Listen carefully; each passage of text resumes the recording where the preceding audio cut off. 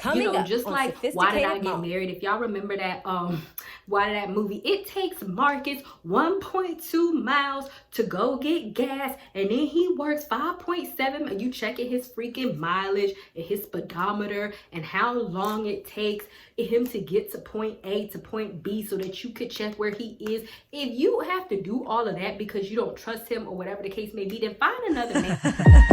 Dedication, preservation, take a look inside your salvation. Do every good work, it takes patience, like a butterfly. What's up, Transformation. guys? Sophia here, and I'm back with another video. If you are new to my channel, don't forget to subscribe and hit the notification bell so you can stay updated on all my videos. Also, don't forget to check the description box because I always put a lot of stuff in there, including my book for single women, which you can get down in the description box. I will put the link down in there, which you may or may not be interested in because you might be in a relationship, you might be seeking a relationship, you might be in a bad relationship, whatever the case may be. What we are talking about is bad relationship advice from famous, I don't want to say famous, well, women in the Bible, because they did some stupid stuff too. The same stupid stuff that some of y'all might be doing today, or even if you're not, you might want to avoid, okay? So let's go ahead and get right on into it, shall we? So the first lesson comes from Queen Vashti. If you are not familiar with who she is, she was queen before Esther, and she got sent away. So what Vashti did was that the king Xerxes sent for Queen Vashti, and he asked, and there was like this big, huge celebration being thrown, and he asked for his wife to come before him, and she downright refused. Now, there are some people who try to say, oh, he asked for her to appear naked. We're not even going to get into that because that's not what the Bible says. What it specifically says is that the king asked Queen Vashti to come wearing her royal crown, the high turban, to display her beauty before the people and the officials before she was lovely to see. Now, you could feel however you want about that, but ultimately the queen refused, and the king was very upset about this, and therefore he banished Vashti before his presence, and he found himself another queen. So the reason why this is a bad move on Vashti's part was because A, she was stubborn, and B, because she was seeking to embarrass her husband. I mean, because you have to think about it, this was a huge celebration of King Xerxes. He was a very prominent king, and he had a lot of empires. There was very high officials, and he summoned his queen to wear her crown, probably a gift that he gave her. Basically, she was like, no. There are thousands and thousands and thousands and thousands of people looking at the king, probably like, dang, she straight up dogged you. Your wife dogged you out. And he was probably massively embarrassed. So the main point is not to say like, go into this whole feminist thing. Don't get, crazy, right?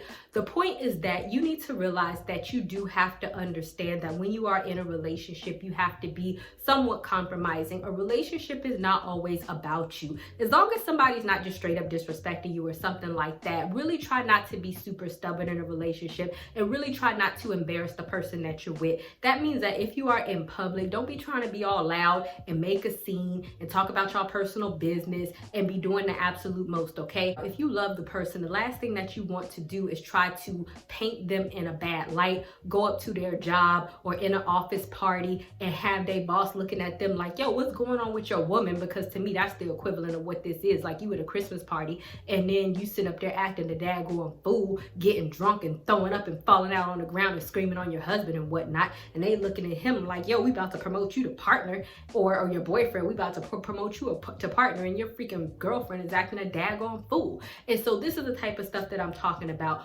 Don't embarrass somebody just because you can. So moving on to tip number 2. The mistake of Bathsheba. So Bathsheba actually turned out to be the wife of King David. But the mistake that Bathsheba made is that, she was kind of already married before David had her freaking husband killed, because he got her pregnant and he was trying to cover up his sin. So the thing about Bathsheba is, first of all, she lacked discretion, because first she was bathing freaking naked on the roof out in the open next to the king's palace. Whether that was intentional or not, I'm not really sure. But as a woman, as a girlfriend, you do have to maintain some discretion. So if you are in a relationship, is it really wise to be seen in something you know, that is completely inappropriate. Like if I go out to a bar and you were to see your boyfriend's, you know, friends or colleagues or something, and they was to see you in something inappropriate, or if they see you dancing on some type of man and you got your butt cheeks or something hanging out, or you're kissing up on somebody, or you might be overly flirtatious, is that really representing your boyfriend in the best light? Or is it really, or your husband for that matter, or is it really respectful? No, it's not. Or in the case of Bathsheba, she got called over to King David's house after that and she had sex with him. Is it really smart as a girlfriend to go be hanging out, or even as a wife to go be hanging out at a dude's house by yourself, knowing daggone well that he's attracted to you and knowing daggone well what he wants? No. Even if you're saying, oh, I'm not gonna sleep with him, or I'm not attracted to him, okay, but that just lacks common sense. You don't want to give anybody a reason to question your reputation, right? Why would you go over there as a taken woman, or as a woman who is in a relationship, knowing daggone well that you don't need to be hanging out with a man in the middle of the night, you know, knowing that he's attracted to you, even if he wasn't attracted to you? Like, to me, these are some old school rules that they didn't even do in the 1600s, because they didn't want women to go, you know, have their reputation tarnished. It don't matter if something did or did not happen. Don't even give people the, like, to question in their mind that something did. You know, give your man the security. Like, if somebody was to report back to him like, oh, you know, I saw your woman coming out of such and such's house at such and such time in the morning, like, he shouldn't even have to question you about that, because you shouldn't even be there. So the mistake of Bathsheba is that she definitely lacked common sense. She definitely lacked discretion, and she definitely lacked common decency. Cover up your body. You know, when you're out in public, especially if you're a taken woman, or especially if you're a Christian woman, there's just certain things that you shouldn't be doing. But if you're taken, don't be flirting, don't be kissing on people, don't be having your body hanging out. Don't be putting yourself in situations that you know that your man would not approve of, okay? Third, Sophie. You could go to Acts 5 to read her situation. This is actually where she had to pay the ultimate price for her husband, because her and her husband was freaking thieves and they was trying to cheat. And so when she had been called in front of the temple to answer to her husband's and her crimes, God literally struck her dead. And so this is what I like to call the ride or die chick, okay? So do not let men sit up here and convince you that the ride or die chick is the best thing since sliced bread, because it depends on what they're asking you're behind to ride or die for.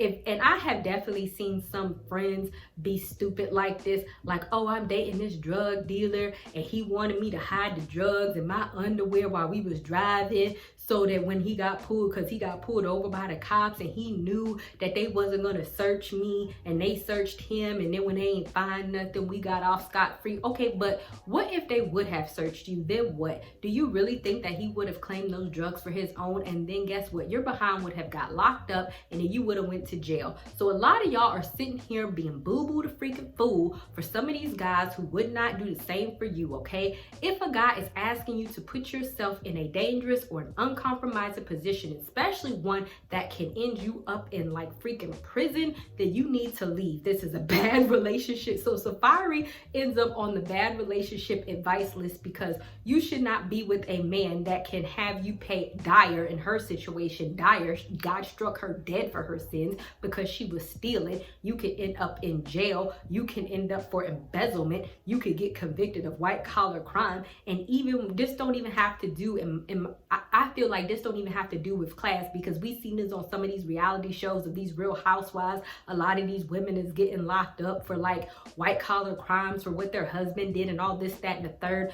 Don't be in those situations with men that you know have an issue with integrity, with honesty, with morality, with thievery, with situations that you know where if they get caught up, you could be on the back burner of that and you could face the same consequences that they did, because a lot of people, the cops do not care. If you was around when it happened, you're going to be just as guilty as they're behind. Moving on to number 4, we have Delilah. So I actually have an entire video on her, which I actually will link down in the description box. So when it comes to Delilah, that video is called When Somebody Shows You Who They Are, Believe Them, because at the end of the day, Delilah was just a freaking liar, man. I'm I mean, to me, Samson was not a bad guy. Delilah betrayed her man for money and riches, but honestly, this always confuses me in the sense that Samson was already a hero in his own right. He already had notoriety, and he already, I'm sure, had money. Like, he could already provide for her. But for whatever reason, she fell into the traps of the Philistines, who promised her, I guess, more money to betray her husband.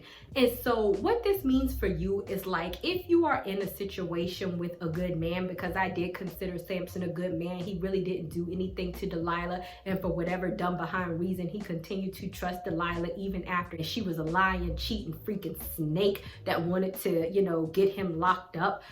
If you have a good man, then sometimes you just need to treat that man good back. Don't think that just because a good man is a good man, that gives you a license to stomp, kill, and destroy and kick and stomp him just because you feel that he's not smacking you around and treating you like crap, that means that he doesn't have a backbone. I think that some women, not all, not me, there are a lot of women that definitely have an issue with recognizing good men, because they think that just because a good man is not overtly like super aggressive, that they feel that they can get over on them, instead of just respecting them and seeing them for the good men that they are. Instead of like saying, oh, my man trusts me, so I'm just gonna steal his money, go in his wallet, or I'm just gonna cheat on him because I can.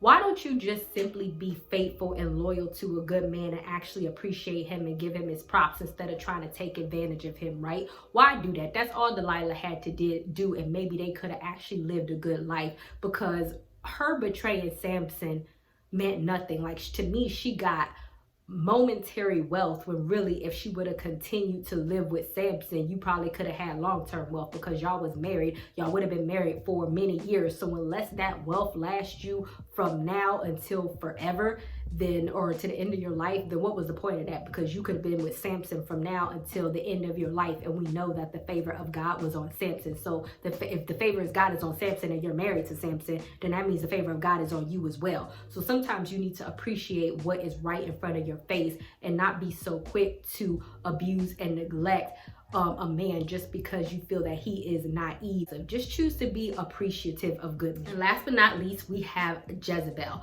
I also have a video on Jezebel, and the thing with Jezebel is, do not emasculate a man. And what I mean by that is, like, we have some women out here is like, you trying to be a man's mama, and I think that, you know, don't do that. Like, I'm not even sure how else I could say that. Don't do that. Like, allow a man to be a man.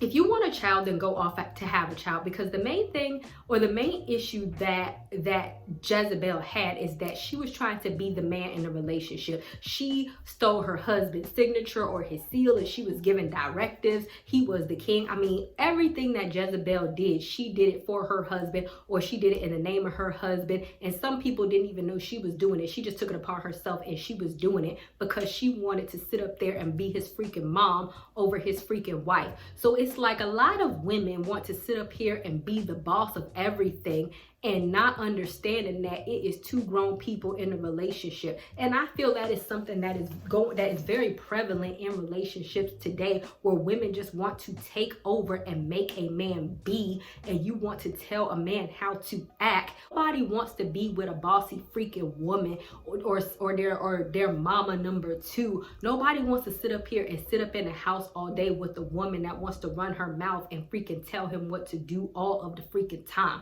Some of y'all just need to fall back. Just like you don't want to sit up there and be with a man who is super controlling and want to act like your daddy all the time. So stop being so freaking controlling. Stop acting like his mama. Stop trying to ground him. Stop trying to go through his phone every 5 seconds. You know, just like Why Did I Get Married? If y'all remember that that movie, it takes Marcus 1.2 miles to go get gas, and then he works 5.7, and you checking his freaking mileage, and his speedometer and how long it takes him to get to point A to point B so that you could check where he is. If you have to do all of that because you don't trust him or whatever the case may be, then find another man, point blank, period. You don't need to monitor a man. And if you monitor a man because of some past trust issue, because he cheated on you or something that he did, then maybe you just need to find somebody else. But if this is some internal issue that you got, then you need to go seek help and get over that, because you're not his mom. He's a grown behind man, and let him be a man. And the reason why you might be getting in some of these situations is because